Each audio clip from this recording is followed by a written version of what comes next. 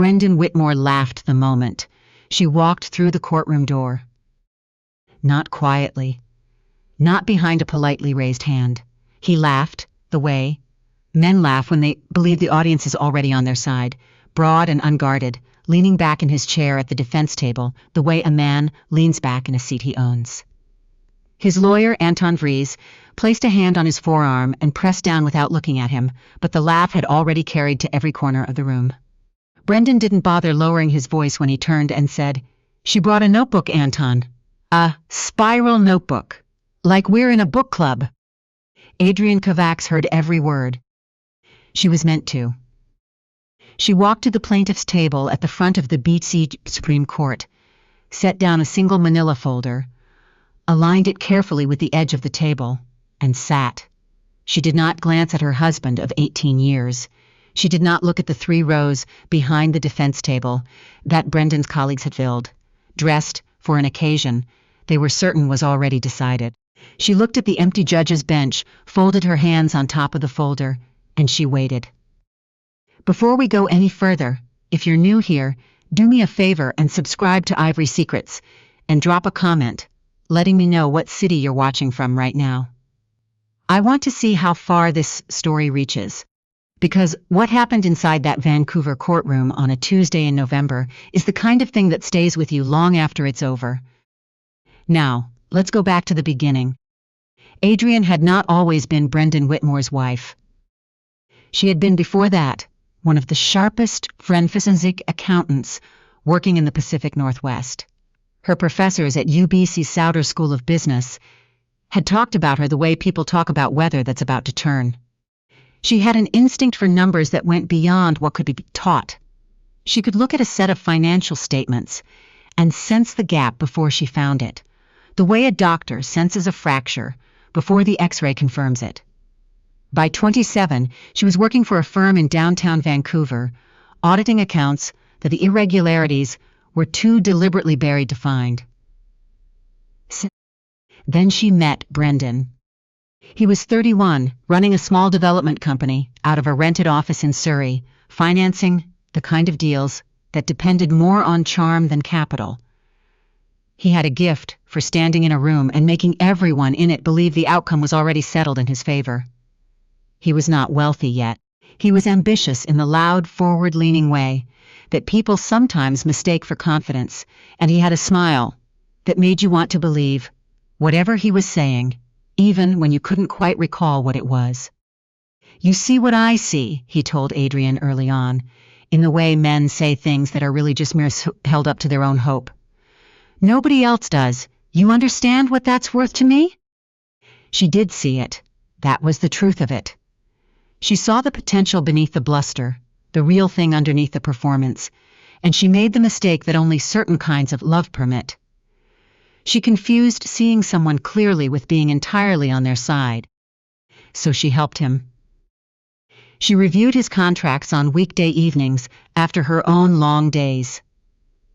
She caught the liability clause in a Richmond development deal that would have buried the company before it had a chance to breathe. She rearranged her work schedule to walk him through share disclosure requirements when his first major investor came on board. And when the company needed a financial bridge to survive a tight quarter, and the bank wasn't moving fast enough, she quietly used her own savings, money she had set aside over 3 careful years, to fill the gap. "Everything I build is ours," Brendan told her once, holding both her hands in his. "I want you to know that, whatever I make, it belongs to both of us." She believed him, entirely, and without reservation. Because she was 29, and she loved him with the reckless completeness of someone who had not yet learned that sincerity and permanence are 2 very different things. She left the firm 18 months after they married. Brendan was growing faster than either of them had predicted. Towers were rising in Squike. Deals were landing in False Creek. Deals were landing in Calgary and Ottawa. And he said he needed her attention fully, needed someone who understood finances from the inside, someone he could trust. She would go back after the first major project closed. Then after the second, then after the third. The going back never happened. Instead, Adrienne became what she heard herself described as at every charity, gala, every ribbon cutting, every dinner at the kind of Vancouver restaurants where the sommelier knows your husband's wine preference without being asked. Brendan Whitmore's wife. The phrase was complete in itself, which meant it left no room for anything else to be true of her. At a fundraiser for the Vancouver Art Gallery, 5 years into the marriage, one of Brendan's investors asked her what she did. Before she could answer, Brendan smiled and said, "Adrienne keeps the home running beautifully. That's a full-time job on its own, isn't it?" The table laughed. She smiled. She passed the bread basket and excused herself, and in the powder room she stood over the marble sink, with both palms flat on the cold counter, and breathed until her hands stopped shaking. That night, long after Brendan fell asleep, she opened her old textbooks from the closet at the back of the guest room. She sat on the floor with them in the dark for a very long time. And she made a decision she told no one about for the next 5 years. She completed the remaining credits she needed. Quietly, online, fitting coursework into the hours Brendan believed she spent at the gym or visiting her sister in Burnaby. She registered for the CPA examinations under her maiden name. She leased a private postal box in Kitsilano so that nothing important would pass through Brendan's house, and she had begun, sometime before that, to think of it as his house rather than theirs. She passed every examination. But there was something else she had discovered during those 5 years of looking carefully at things. People assume no one is watching. It started with a bank statement she found in the wrong folder, Brendan's folder, in his home office, a room she rarely entered, a transfer to an entity she had never heard of, Pacific Ridge Holdings. She copied the page quietly and returned the folder to exactly the position she'd found it. Then she started looking. There was a great deal to find. Pacific Ridge Holdings was a numbered company, registered in the Cayman Islands. Its paper trail routed through 2 intermediate entities with names designed to mean nothing to anyone who wasn't already looking. There were accounts. There were transfer authorizations bearing Brendan's signature. Millions of Canadian dollars moved in carefully spaced intervals over 4 years out of accounts that Adrienne had every legal right to and into accounts she was never meant to know existed. She calculated the dates of the earliest transfers and sat with the result for a long time. He had begun hiding money 3 years before he mentioned the word divorce. The morning of the hearing, Anton Vries presented the BC Supreme Court with a portrait of a man undone by circumstance, a developer overextended by rising interest rates, and a cooling market. His client, Anton explained in a voice both grave and measured, was far less wealthy than the public imagined. The financial statements, prepared by the company's accountant Raymond Chu, would show a net worth substantially reduced from its peak. When Adrienne rose to cross-examine Raymond, she moved slowly to the front of the room, glancing at her legal pad as though gathering courage. "Mr. Chu, you've managed my husband's finances for 7 years, is that right?" "That's correct." "So you'd have full visibility into all of his accounts?" Raymond straightened slightly. "All the accounts I was given access to, yes." Adrienne looked up. Something moved behind her eyes, brief as a fish turning in deep water. "All the accounts you were given access to," she repeated softly. "That's an interesting way to say it." "Thank you, Mr. Chu. I have no further questions at this time." She sat down. Brendan almost laughed again. Anton Vries did not. He had been practicing law in this province for 26 years, and he had just heard something lock shut in the space between 2 sentences. He understood, with the cold certainty of a man who has made this mistake before in other courtrooms, that the woman at the other table had not been asking questions at all. She had been getting Raymond on the record, and the wall he'd just built around the word access had told her exactly where the door was. During the lunch recess, Brendan held court in the corridor outside, with colleagues who had driven in from Yaletown that morning. He was loud and easy. A glass of confidence he kept refilling in front of an audience. Down the hall, Adrienne stood at a window overlooking Georgia Street, drinking water from a paper cup. A young articling student assigned to observe the proceedings approached with visible hesitation. Her name was Zoe Nakamura, 8 months out of law schools, still learning when to speak and when to stay very still. Miss Kovacs, can I ask you something? Of course. Why didn't you keep your lawyer? Everyone is saying you're going to. She stopped. Lois, Adrienne finished without any particular heat. It's all right. Ask me something, instead. When you were in law school, did anyone teach you the difference between what a witness knows and what a witness has been told to say? Zoe blinked. The rules of evidence? The human part, Adrienne said quietly. A man who has nothing to hide doesn't guard his words. Raymond said the accounts I was given access to. He built a wall around those words without knowing he was doing it, and the wall always tells you exactly where the door is. She crushed the paper cup. I've been planning longer than anyone in that room knows, she said, considerably longer than Brendan. The afternoon session opened with Brendan taking the stand. Anton had prepared him for every question he expected. He was calm, reasonable, wounded in the right measure. Man of the world enduring an unfortunate process with dignity. He told the court he had nothing to hide. He said that every dollar had been disclosed, that the process had been painful and thorough and complete. Everything is on the table, Your Honor, he said, with the confidence of a man who has delivered this line across boardroom tables for 2 decades. I have been entirely transparent. When Adrienne rose for cross-examination, Brendan settled back in the witness box. He had been married to this woman for 18 years. He knew how she moved through difficulty, carefully, politely, never quite finding the right words at the right moment. He was prepared to be patient with her. Hello, Brendan. Adrienne, he gave the gallery a small, patient look. You just stated under oath that you have no undisclosed accounts or assets. Is that correct? That's correct. Nothing hidden, nothing unreported. What you see is everything there is. Are you familiar with an entity called Pacific Ridge Holdings? Brendan's face did not move. He had been coached for this possibility. He kept it perfect. Would be go. The tell. A man encountering a genuinely unfamiliar name reacts. A man encountering a name he spent years burying goes carefully blank. I'd have to check, he said.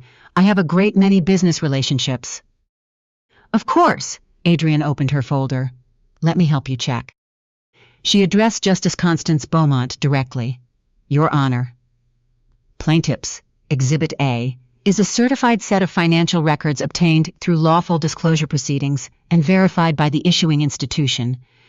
These records document a private investment account controlled solely by the witness. Its current balance is $28,400,000 Canadian dollars. The courtroom contracted, a single sharp intake of breath from 60 people at once. Brendan's composure fractured. That account, where did you? The account was opened 4 years ago, Adrienne continued.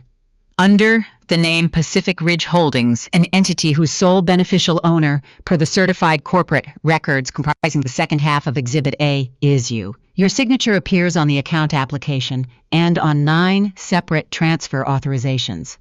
She paused. The earliest transfer is dated 11 months before you suggested couples counseling, 26 months before you filed for divorce. She looked at him directly. You told this court under oath 5 minutes ago that you had no undisclosed assets. Would you like to revise that testimony? Anton rose with an objection, but one of his junior colleagues was already scrolling through a tablet with the expression of a man reading his own name in a verdict he had not expected. Anton looked at the junior. He sat back down. Your Honor, Adrienne continued, her voice precisely as steady as it had been all morning. Plaintiff's Exhibit B is a verified audio recording in which the witness discusses, in his own words, a plan to transfer marital assets beyond the reach of this court before finalizing the divorce. It was made in his own home, she paused, at a dinner party, where he had spent 18 years, assuming the person listening didn't count. Brendan turned to her with something beneath the shock, quieter and uglier. You recorded me in our house. I recorded a man committing fraud, Adrienne said. It happened to be in a house whose down payment came from my savings account. Justice Beaumont noted for the record that British Columbia is a one-party consent province. Then Adrienne did the last thing. She reached into the folder, removed a laminated card, walked to the witness box, and set it on the rail in front of her husband. "Do you know what that is?" Brendan looked at it. She watched his face move through recognition in stages, like a building settling on uneven ground. "That is my Chartered Professional Accountant designation," Adrienne said. "It has been valid for 5 years. I also hold a certification in forensic accounting. The financial analysis in Exhibit C, the one that contradicts every figure your accountant provided. I prepared myself, because there was no one alive who understood these accounts better than I did." She looked at him steadily. "I wanted you to hear it from me, Brendan, not from a stranger." Brendan stared at the card for a long time. When he finally spoke, his voice had gone somewhere small and unfamiliar. "All this time you let me—" "I never told you I couldn't do this," Adrienne said. "You decided that entirely, on your own, because it was more convenient for you to believe it than to actually look at me." She picked up her folder. "That was always your weakness. You only ever saw what you'd already decided was there." Anton Vries withdrew from the case within the hour, citing a professional obligation he declined to specify on the record. Brendan chose to proceed without new counsel, because he could not bear the optic of his wife doing something he could not. 18 years of believing she was less than him, and now, cornered in front of witnesses, the only thing in him strong enough to make it was the need to prove he was still her equal. He called Neil Rafter as a witness. Neil had been Brendan's original business partner, bought out years ago, under circumstances Brendan had always described as mutual. Neil had signed a non-disclosure agreement on his way out the door. He had also, as it turned out, been waiting 11 years for someone to open it from the other side. What Neil told the court was not dramatic. He spoke in the flat, careful voice of a man who has rehearsed something so many times in private that saying it aloud is simply the final step of a very long process. He described how Brendan had diluted his shares through a series of maneuvers elegant enough to resemble standard corporate restructuring, and, ugly enough, up close, to be plainly what he described being presented with the NDA and told the alternative was litigation he could not afford. He described signing. "He did to me," Neil said, still looking at Justice Beaumont rather than at Brendan, "exactly what he has apparently spent the last 4 years attempting to do to his wife." Brendan tried to object. Justice Beaumont noted for the record that a non-disquel, a witness under oath, to withhold truthful testimony that the questioning party, the signatory himself, has directly solicited. "You opened this door, Mr. Whitmore," she said. "You do not get to object to what you find on the other side of it." Brendan did not recover from that afternoon. The ruling came at 4:45. Justice Beaumont found by clear and convincing evidence that Brendan had knowingly concealed marital assets, including but not limited to the Pacific Ridge Holdings account, with the specific intent to defraud Adrienne during the dissolution of their marriage. The prenuptial agreement, which contained a standard fraud-voiding clause that Brendan's own lawyers had inserted a decade ago to protect him from a dishonest spouse, was rendered null and void as to the offending party. Asset distribution would proceed under British Columbia's standard family property law without reference to its terms. A full forensic accounting, to be conducted at Brendan's expense, was ordered immediately. All accounts were frozen pending that review. The findings of the proceeding, including the audio recording and the sworn testimony regarding the preparation of materially misleading financial statements, were referred to the Canada Revenue Agency and the RCMP's Commercial Crime Section for review of potential criminal charges. Justice Beaumont looked at Brendan over the top of her reading glasses and said, in the unhurried tone of someone reading a fact rather than pronouncing a judgment, "You had a spouse who gave you her caresure, her savings, and 18 years of her professional expertise, and you responded by constructing a plan to leave her with nothing. Whatever comes next, Mr. Whitmore, you built it with your own. The gavel came down. In the corridor afterward, Zoe found Adrienne standing by the same window, overlooking Georgia Street. The city was fading into late afternoon November light, indifferent and unhurried in the particular way of Vancouver in autumn. You won, Zoe said. It came out almost like a question. I know. You don't look like someone who just won. Adrienne was quiet for a moment. I loved him, she said. That doesn't simply stop because a judge agrees with you. She turned from the window. What I did today wasn't revenge, Zoe. Revenge is loud, and I am very tired of loud. She picked up her bag. I did this because I spent 18 years letting someone else decide what I was worth, and I'm not going to spend the next 18 years doing the same thing to myself. She walked toward the elevator, and Zoe stood at the window and watched her go. This woman, in a plain dark jacket, with a manila folder under one arm, moving through the corridor with the particular unhurried calm of someone who is going somewhere entirely of her own, choosing for the very first time. 14 months later, in a modest office on West Broadway in Vancouver, a small sign beside the door read, Kovacs Financial Advocacy for the Underestimated. The phone rang more than it rested. Adrienne had turned down 3 senior positions at major firms. She had chosen instead the harder, quieter work. Women who didn't know what accounts existed in their own marriages. Women who had been told for years that the money was complicated, that they wouldn't understand, that they were fortunate to be taken care of. Women who found a single statement in the wrong folder, and this time did not look. She kept the old spiral notebook on her desk. She had started it the night she found the Pacific Ridge statement and understood, with the cold clarity of a trained forensic accountant, exactly what she was looking at. On the morning Zoe Nakamura joined the practice as her first associate, she pointed to the notebook and asked about it. It's where I started, Adrienne said. Every account, every date, every transfer. 5 years of watching what he assumed I couldn't see. She opened it to the first page. The handwriting was small and precise, columns of figures running down the margins in neat rows. A man who believes you aren't watching will never bother to hide. Zoe looked at the columns of numbers and then at the woman who had written them in the dark over 5 slow years while her husband laughed at dinner parties and told his colleagues that his wife kept a beautiful home. What do you tell them, Zoe asked, the women who come in here? Adrienne closed the notebook. I tell them what took me too long to know, she said.